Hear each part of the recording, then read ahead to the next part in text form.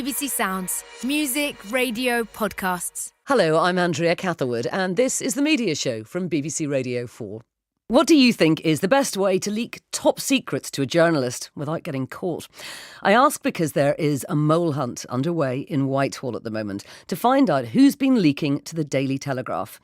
If you're the leaker, stay tuned because we'll be giving you some advice from two of the country's top investigative reporters. Also in the show, the big issue's been going for nearly 30 years. But as more and more of us no longer carry cash, how does a magazine sold by people without bank accounts adapt to this new reality? And also let me introduce you to our panel because there is a woman here who is behind the biggest show on TV at the moment.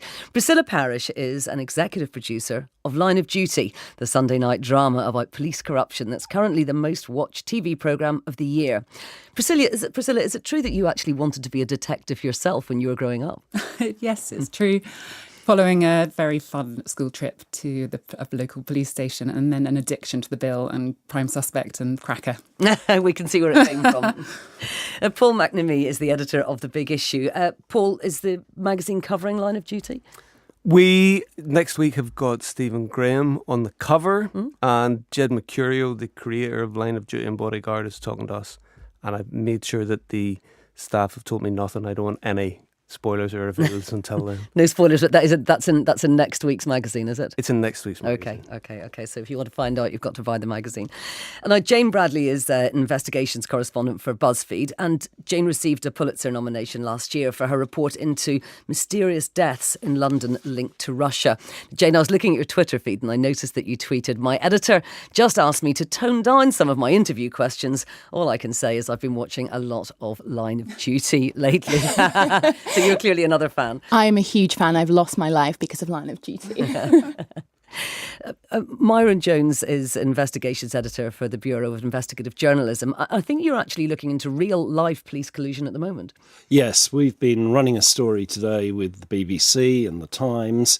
One of our reporters spent a year looking into the way that police forces protect domestic abusers who are in their own forces.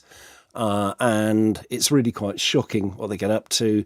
They wouldn't work as A-list villains in Line of Duty, but they might be C-list villains. Right, so it's life imitating art. Yeah. Well, listen, we're going to hear more from Priscilla and Paul in a little bit, but now let's stick with Myron and Jane, our two investigative journalists. I did mention this inquiry into the person who's been leaking to the Daily Telegraph.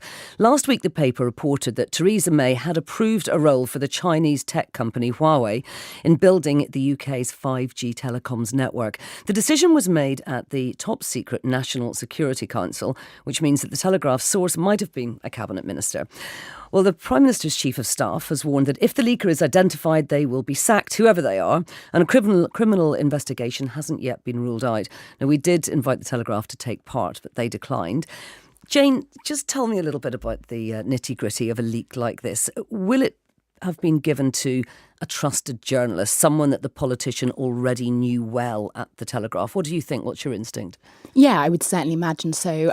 Leaks at this level in government do not just happen by someone, sending a random email to the Telegraph or the BBC or whoever. This will be someone that they've got a trusted and built up relationship with, because it's extremely risky. There's now this leaked inquiry, as you mentioned, and the government seem to be more outraged that someone has dared leak this embarrassing fact than the very real concerns the leaker raised. Marion, secrets of this magnitude, how are they actually leaked? Or how should they be leaked? Physically, should it be written down with a brown envelope passed at midnight on Westminster Bridge, a bit like Line of Duty, or is it done electronically? What's the most likely? Something like this will be a face-to-face discussion. Right. It won't be electronically handled. It won't be a piece of paper.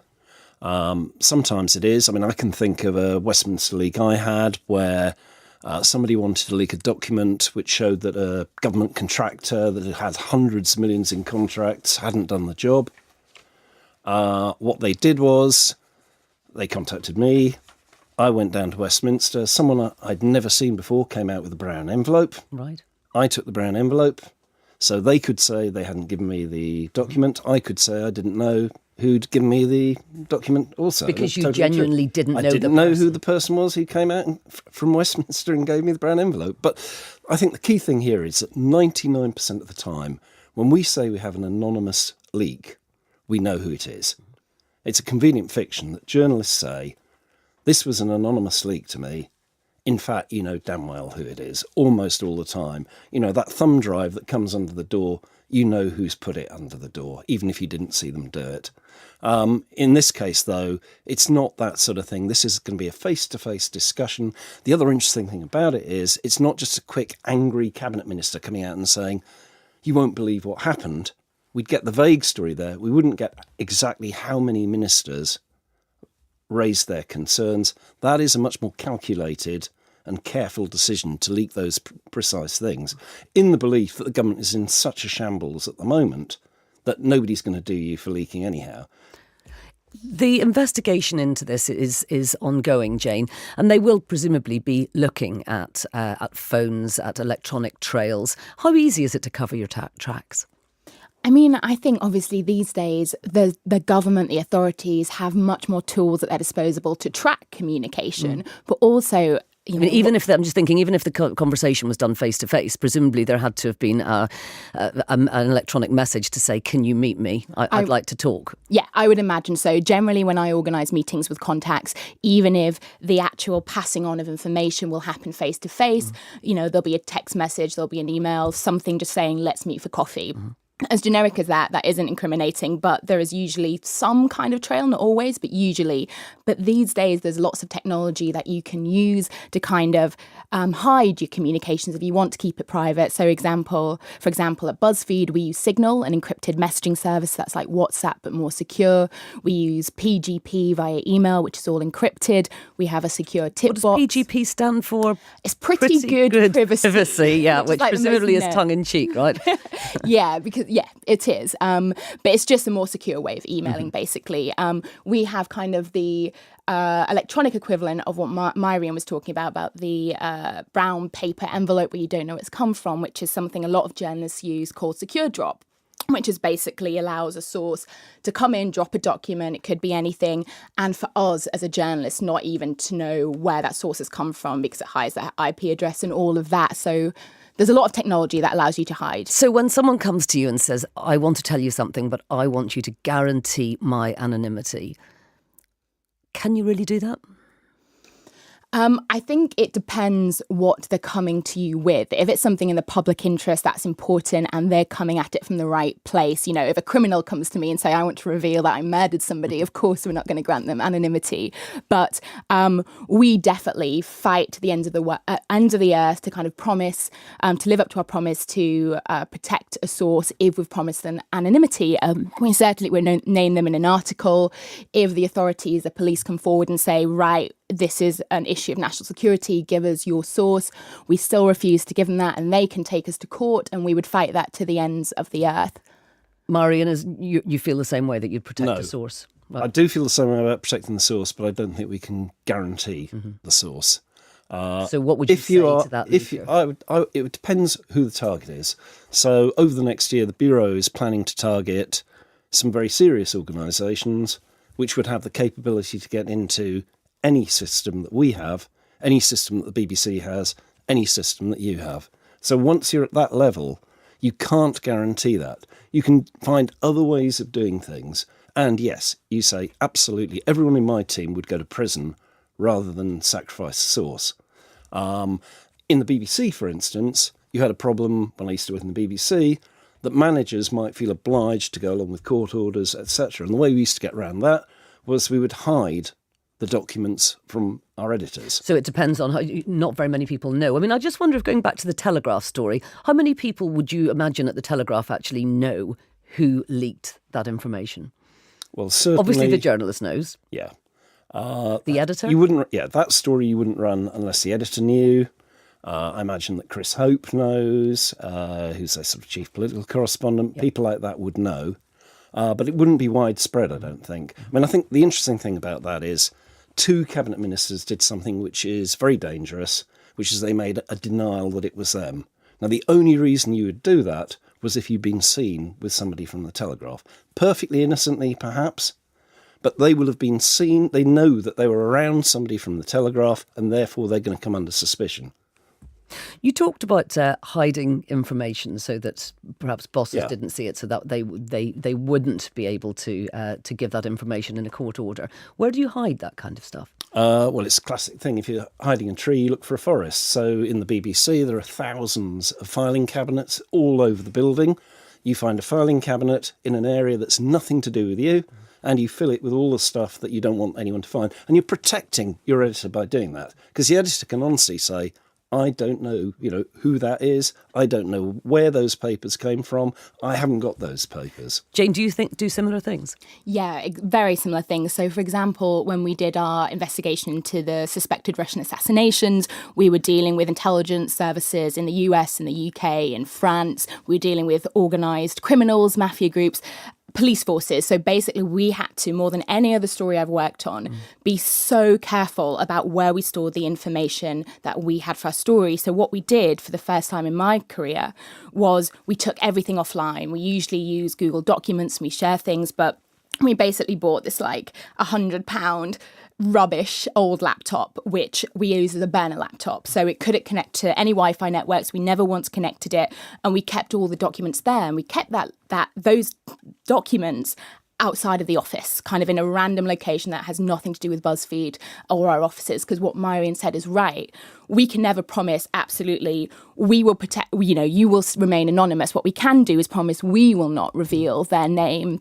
But, I've had sources that we've worked so hard to protect their identity and, taken out their age, where they live, and then they get into a Twitter fight with someone, outing themselves as the source. So there's only so much journalists can do. And I'm just speaking from our perspective that we would try everything, but we can't control it if someone's blabbed to someone.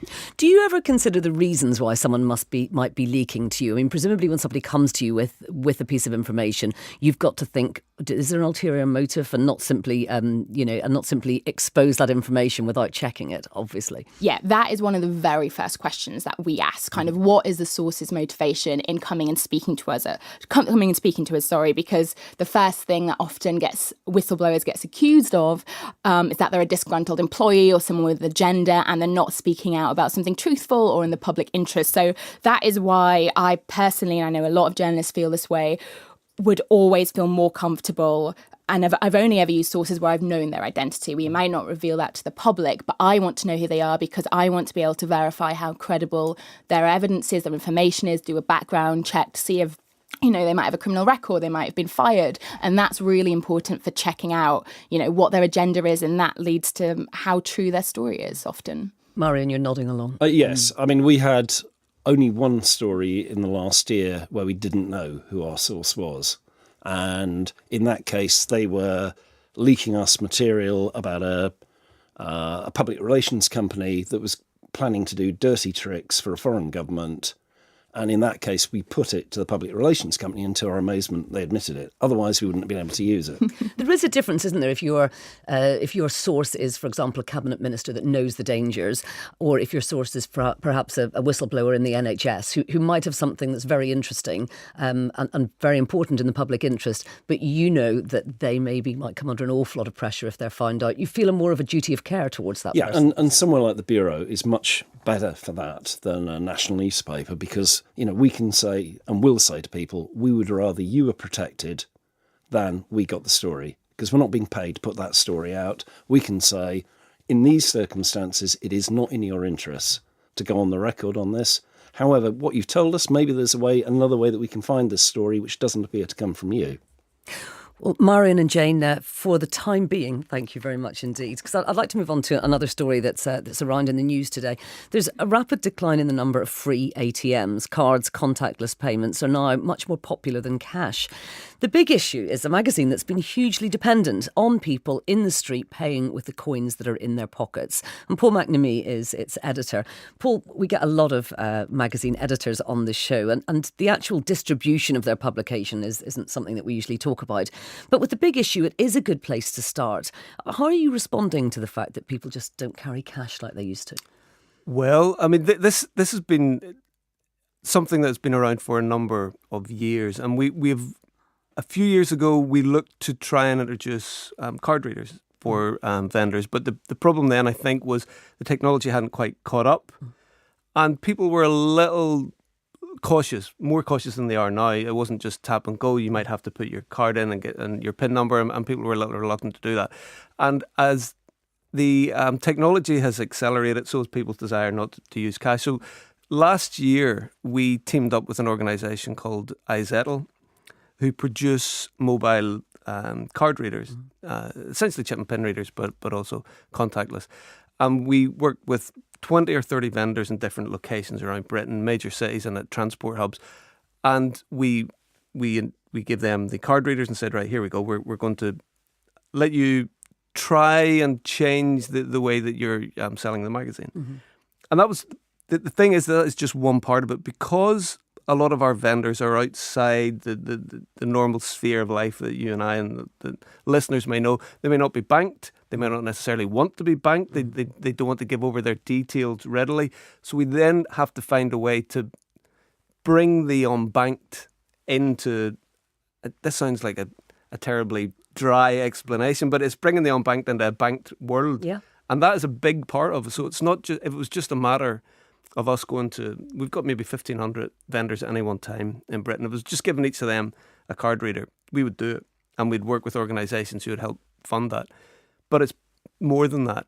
So we have to find a way that enables those people to be able to become au fait with the technology, to cash up at some point because they're going to want their readies. Yes. And also for people to see that this is a viable means of them making a living again.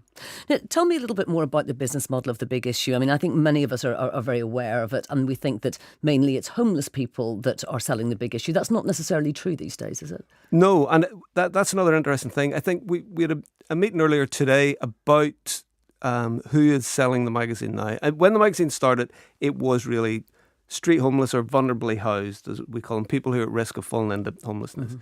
There are a number of people who are in temporary accommodation who are also selling, but we're finding that because of universal credit, a lot of potential vendors are coming in who particularly had worked in the retail trade, and because those jobs are just being hollowed out and people are having to present and look for benefits, that 5-week gap when people don't have savings and they don't have family to fall back on, it's incredibly difficult for them.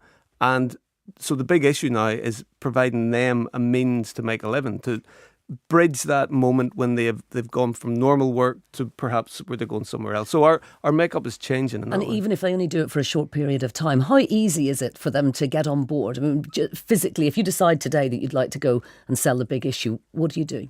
You go to one of our distribution points, and they are in cities across Britain. If you go online, or in fact, if you just find a vendor on the street, they'll be able to point you in that direction.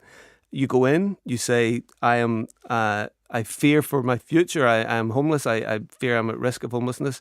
And in that immediate moment, the organisation will give you 5 magazines to start. And that's the only time you will get anything for free. You'll go out and sell them, you'll be helped, you'll be encouraged. And then ideally, you will then come back. And because the vendors are making a leap of faith, they're buying, they're handing out their cash or tapping a card reader, and they pay half the cover price, and then they go out and they buy it for £1.25, they sell it for £2.50. That's absolutely right. The Big Issue's been very famous in the industry for its bold front pages. Tell me your thinking behind that. Well, because when people normally buy a magazine or newspaper, they can browse it. That's if they're not obviously going digital first, but if they go into a shop, they can browse, they can pick it up, they can look at it. We don't have that. And frequently also we're fighting against received notions of what the vendor is, and people won't necessarily want even to make eye contact with the vendor. So our cover has to be a billboard on the street. It has to draw you from distance. It has to make you want to look at it. It has to have something in it that you think, I want to read that. There's something in it that I want. And it also has to be different than the week before. The vendor will go, what? People said I've had this one the previous week. So a lot of magazines can say, this is our cover style. We're doing this one this week. We have to have a cover style that is identifiably ours, but identifiably different each week. And what's the editorial message of the magazine?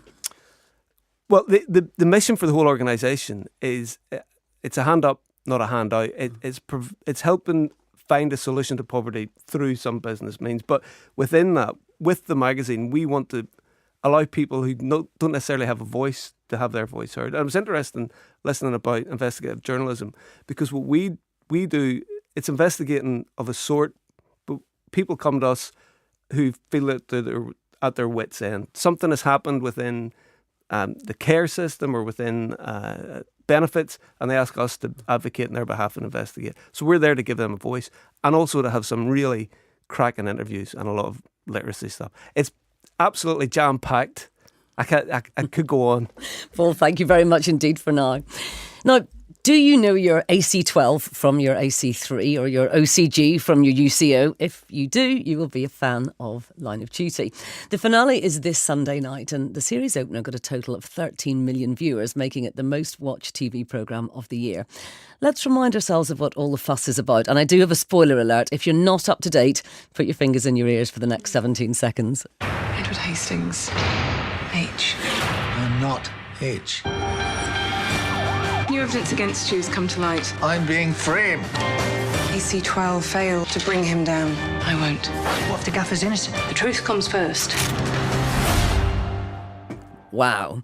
Well, Priscilla Parish is from World Productions, the TV company that makes Line of Duty. And she's also the producer of their other big hit, Bodyguard.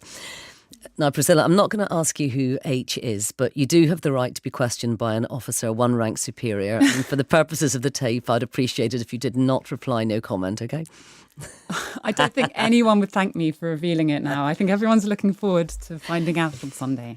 I do joke, but as an executive producer, one of your jobs is actually to factually check the show. And I think many of us watching are constantly thinking, could this really happen? Is this how it all works?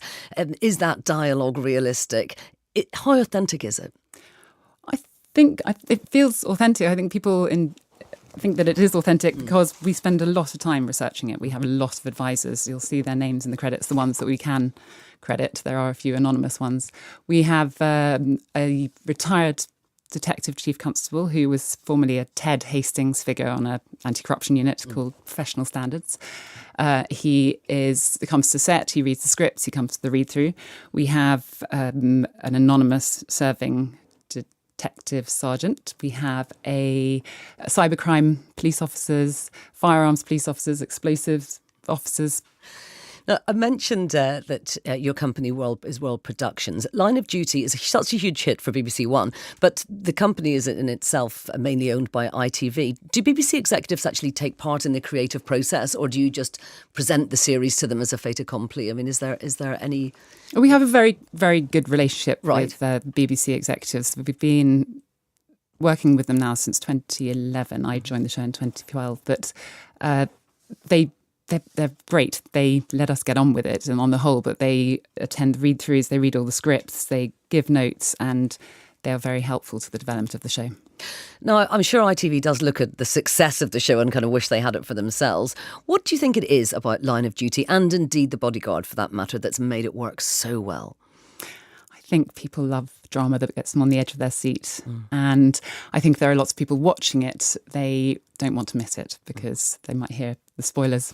Yeah. It's interesting the way you've put it together, because it does seem to be designed for once a week viewing. I mean, with many big shows these days, all of the episodes are released at once. And so therefore, if you want to, you can kind of binge watch them in a 12-hour cycle or whatever. And you're not doing that. I know, obviously, after the programmes have been broadcast, you can watch them, you can catch up. But they are coming out once a week, and Bodyguard was the same. How did that work? Do you think that works to kind of build up that tension? I think the type of storytelling lends itself very well to this weekly viewing. So, and actually how we develop the show, Jed Mercurio writes the show and we develop it with him, mirrors the experience of the audience, in that he writes them one episode at a time. There's an outline, then there's a draft, and there's a second draft, and then episode 2 outline, draft, second draft. And so that's quite unusual. So you work on one show, because that's not the way it's normally done, is it? Well, I think more common is the whiteboard version, where everything's mapped out and planned. There's an end point, and this is how we're going to get there. And you have an overview of episodes 1 to 6 or 1 to 8. So this allows a sort of dynamic development process and a spontaneous response to. So we're on series 5 now. Yes. So Was finding out who H was the plan from the beginning, or is that something that's happened organically, that he or she is taking a bigger role in this series? Honestly, don't think I can answer that. I'm sure it's a combination. Okay. We don't want no one wants a spoiler. I definitely do not want to be the person who ruined the Line of Duty for the nation. Trust me. What I will ask you is that there's another series in the pipeline. There's certainly a lot of speculation about another series after that. Can you enlighten us about how far you are along? There's definitely a Series 6, and that's as far as we're talking at the moment. Okay. And I suppose, the big fear for a lot of licence fee payers would be that Netflix might swoop in and take it away. Is any of that speculation something that you can give us any hints on? I think it's a BBC show, let's not forget that, and it's doing brilliantly there. The audience is responding to it. I don't think we have any need to move house. As an executive producer, I know that you're across finding locations, and actually the programme is filmed in Northern Ireland, in Belfast. You don't, it's not like Game of Thrones, is it? That's a fantastic advertisement for Northern Ireland's spectacular scenery, which we all know is there. But do you work quite hard to make it sort of unidentifiable? Because I'm always slightly wondering, are we supposed to be guessing where it is it's supposed to be somewhere in the in the middle of England, like Nottingham or something? Or is it supposed to be a place that doesn't exist, a bit like Ambridge in The Archers? The first season was filmed in Birmingham. It's set in a fictional Midlands town. Okay, and that means clearly that we can not film Ambridge. It. Not Ambridge. It's not filmed in not set there.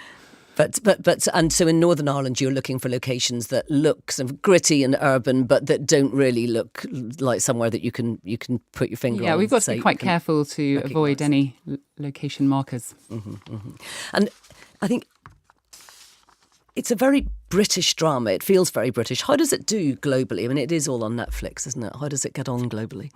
I think the audiences around the world respond very well to it as well. I think it's the storytelling, and these local stories, these British stories do very well around the world. I think the same goes for Bodyguard. There's no great advantage in making an international transatlantic drama necessarily. I think people respond to just very good storytelling, really good characters, brilliant performers, great writing. Jane, you're a huge fan. What do you think it is about this that absolutely grabs you? It's getting a bit embarrassing now what a fan I am sitting right next to Priscilla. But no, it's true, I am. And I'm actually a very late comer to it. I only got into it 2 weeks ago and I've watched 4 series in that time.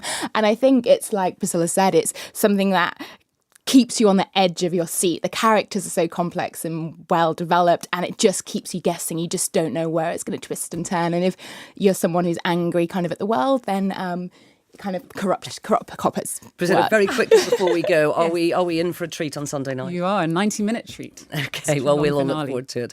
Thank you very much indeed. It is, I'm afraid that is all we've got time for, but I'd like to thank all my guests, Jane Bradley, Marion Jones, Paul McNamee and Priscilla Parish, who hasn't leaked to us who H is. Thank you very much indeed.